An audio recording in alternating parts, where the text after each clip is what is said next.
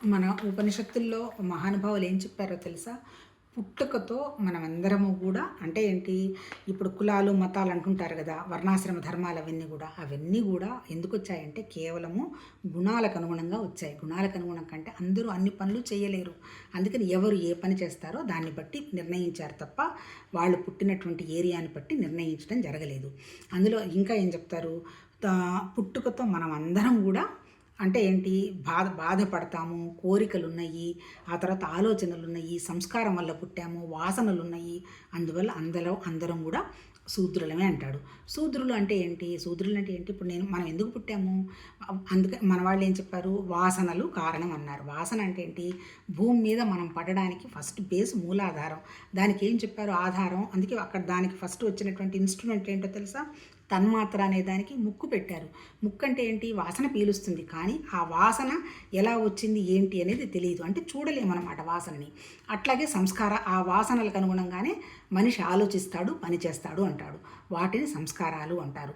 అంటే ఏంటి? ఈ సంస్కారాలు వాసనలు ఎక్కడున్నాయి? మనలోనే ఉన్నాయి. ఎక్కడ? మన చిత్తంలో ఉన్నాయి. చిత్తం అంటే ఏంటి? మన జ్ఞాపకాలు. ఇప్పుడు నాకు ఒకటి తినాలని నాకు ఎందుకు ఆలోచన వచ్చింది? నా జ్ఞాపకంలో అది స్టోరేజ్ అయి ఉన్నది. మంచిదే. దానివల్ల ఏది ఈ తర్వాత ఇక్కడ ఏం చెప్పింది, ఈ భూమి మీద భగవద్గీతలో చెప్పింది కూడా ఈ పని మంచిది, ఈ పని చెడ్డది అని వాళ్ళు ఎవరూ చెప్పలే. వీళ్ళు మంచివాళ్ళు, వీళ్ళు చెడ్డవాళ్ళని కూడా ఆ మహానుభావులు ఎవరూ చెప్పలే. కాకపోతే ఆ పని నిర్వర్తించేటప్పుడు నీ స్వభావ స్థితి ఎట్లా ఉంది అనేది చెప్పాడు. ఇప్పుడు ఒక పని జరుగుతుంది, కేవలం భగవతత్వ భావంతోనే పని జరుగుతుంది అనేటువంటి ఐడియా ఉందనుకోండి, అప్పుడు అది జ్ఞానస్థితి అంటాడు. అట్లా కాకుండా నా స్వలాభం కోసమే నేను చేసుకుంటున్నాను అనుకోండి, దాన్ని జీవస్థితి అంటాడు. అలా కాకుండా ఇంకా పక్క వాళ్ళు ఏమైపోయినా నాకు సంబంధం లేదని చేస్తూ పోయినాను, అది స్వార్థ స్థితి అనమాట. అంటే అర్థం ఏంటి? కర్మలో ఏమి తప్పు లేదు, అంటే ఏ స్థితిలో నువ్వు చేస్తున్నావు అనేది కర్మ. ఇప్పుడు ఇక్కడ చెప్పింది ఏంటి? మనమందరం కూడా పుట్టుకతో జ్ఞానం లేని వాళ్ళమే కదా. అంటే ఏమి జ్ఞానం అంటే మనకు సంబంధించిన జ్ఞానం ఉంది, పరమాత్మ తత్వ జ్ఞానం లేని వాళ్ళమే కదా. అందుకని చిన్న విషయానికి దుఃఖపడము, ఏడవడము, ఏ తప్పు జరిగినా నా తప్పు కాదు పక్క వాళ్ళ తప్పని అనడము, ఇటువంటి స్థితిలో మనం ఉన్నామన్నమాట.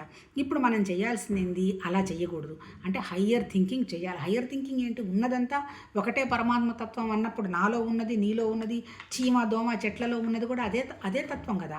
అంటే ప్రకృతికి అనుగుణంగా జరుగుతున్నది తప్ప ఎవరు తప్పు లేదు అనేటువంటి విషయాన్ని గ్రహించి, అంటే మనమే భగవతత్వం అనేటువంటి భావం అనేటువంటి ఆ జ్ఞాన స్థితిలో ఉంటూ మనం తయారు చేసుకున్నటువంటి చిన్న చిన్న సంస్కారాలు, వాసనలను మనమే భగవతత్వ భావనతో వదిలించుకుంటూ ముందుకెళ్తూ ఉండాలి. అదే సాధన, అదే భగవతత్వంలోకి చేరే అవకాశం, అంతకంటే ఇంకేం లేదు.